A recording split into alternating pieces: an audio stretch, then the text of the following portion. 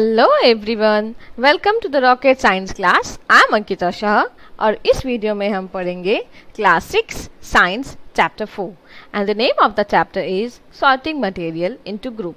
सो इस सेशन में हम पढ़ेंगे multiple choice question, that is quiz type questions. ठीक है। सो इस चैप्टर के थ्योरीज मैंने प्रीवियस 3 वीडियो में दिए हुए हैं, आप जाकर वहां से पहले देख ले, अगर आपने नहीं देखा है तो तभी इस सेशन में आए। ठीक है, तो चलिए आज का हमारा सेशन स्टार्ट करते हैं और पहले क्वेश्चन की तरफ बढ़ते हैं। So the first question is the in appearance of material have different properties like. ठीक है, हम लोगों ने अपीयरेंस पढ़ा था। अपीयरेंस में हम लोगों ने बताया था कि जो हम लोग जब किसी भी ऑब्जेक्ट के एक्सटर्नल फीचर्स को देखते हैं, राइट। सो एक्सटर्नल फीचर्स में क्या क्या आता था, मैंने बताया था आप लोगों को कि उसमें हम लोग देखते थे कलर, शेप, कैसा दिखता है, साइज। ठीक है। So now in the option 1 यहाँ पे दिया हुआ है कलर एंड शेप। अपीयरेंस में ये भी आता है तो ये भी होगा।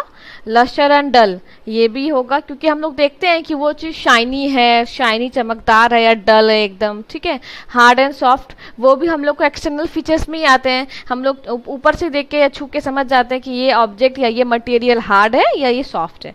सो इसमें हमारा आंसर क्या होगा, ऑल ऑफ दीज, क्योंकि ये तीनों आता है इसमें। अंडरस्टैंड, क्योंकि क्या होता है ना, appearance of material deals with looks, texture, luster, color, shapes and the quality and even the state। हम बोल सकते हैं लिक्विड स्टेट में है, सॉलिड में है, गैस में है। ठीक है। So this all defines the property of appearance। Understand? So the answer will be D, all of these। Now the next question is which of the following material is not lustrous। कौन सा ऐसा material है जो lustrous नहीं है। Would, answer will B would directly, क्योंकि gold जो होता है बहुत शाइनी लस्टर होता है, सिल्वर भी बहुत शाइनी लस्टर होता है, डायमंड भी बहुत चमकदार होता है, लेकिन वुड नहीं होता। वुड क्या होता है, बहुत डल होता है। ठीक है। So now the next question is the hardest natural material is not used for making cooking utensils। कौन सा एक हार्डेस्ट नेचुरल मटेरियल है जो कि कुकिंग यूटेंसिल्स के लिए यूज नहीं होता है। ठीक है। सो कॉपर नहीं, कॉपर का भी यूटेंसिल होता है, हम लोग देखें। स्टील के भी होते हैं हमारे घर में, किचन में।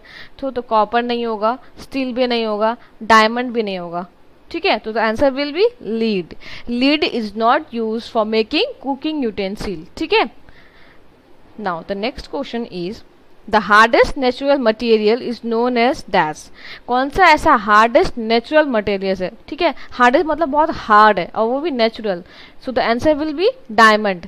तित क्या है, तित नहीं होगा, वुड भी नहीं होगा, स्टोन भी नहीं होगा।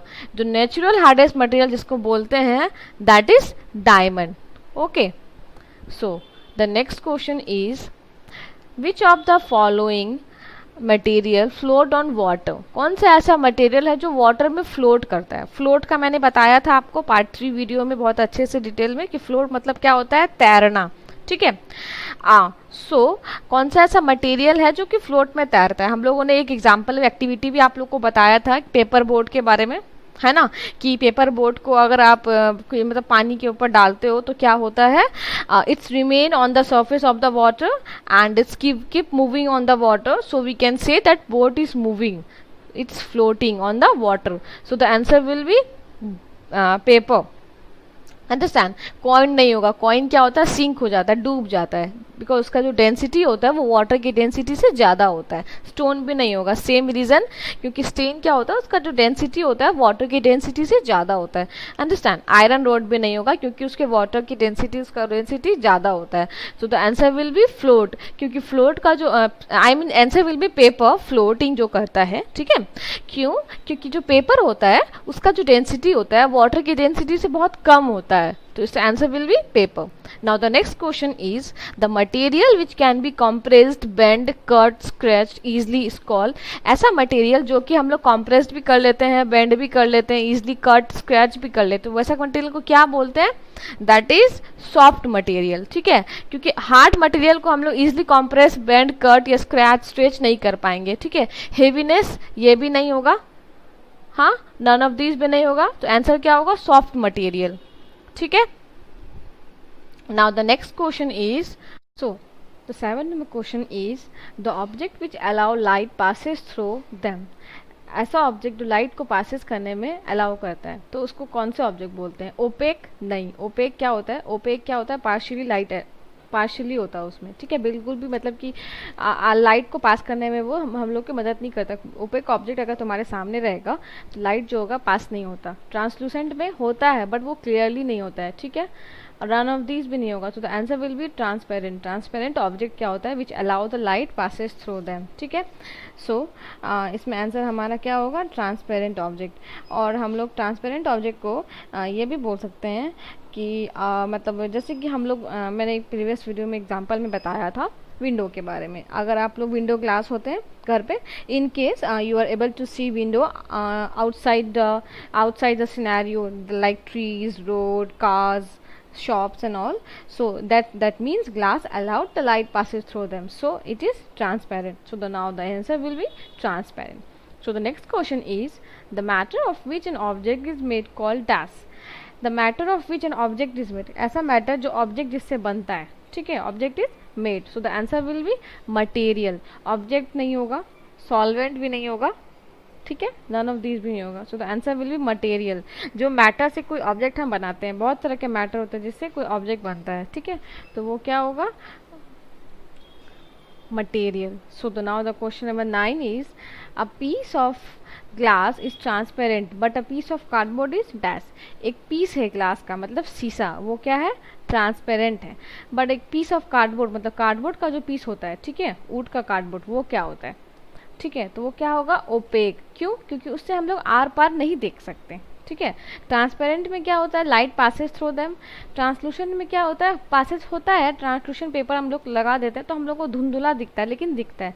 नन ऑफ दीज भी नहीं होगा, तो the answer will be opaque. Opaque object में क्या होता है? अगर आपके सामने ओपेक ऑब्जेक्ट है, if opaque object is present in front of you, then you will not able to see anything on the other side, ठीक है, so the answer will be opaque. So now the question number 10 is which of the following is not naturally occurring material? कौन सा ऐसा जो है जो naturally occurring material नहीं है, ठीक है। कॉटन, कॉटन है क्योंकि कॉटन कहाँ से मिलता है हम लोग को? कॉटन प्लांट से मिलता है, जो कि हम लोगों ने चैप्टर 3 में पढ़ा था, ठीक है, नेचुरल फाइबर में, सिंथेटिक फाइबर में पढ़ा था कॉटन के बारे में। सैंड भी हम लोग को नेचुरली मिलता है, तो ये भी नहीं होगा। जूट भी नेचुरली मिलता है, तो answer will be nylon. Nylon क्या है? आर्टिफिशियल फाइबर है, ठीक है, मैनमेड फाइबर है, जो कि हम लोगों को नेचर से नहीं मिलता है। They are not existing in nature, हम लोग इसको क्रिएट करते हैं, इसको बनाते हैं, so the answer will be nylon, ठीक है।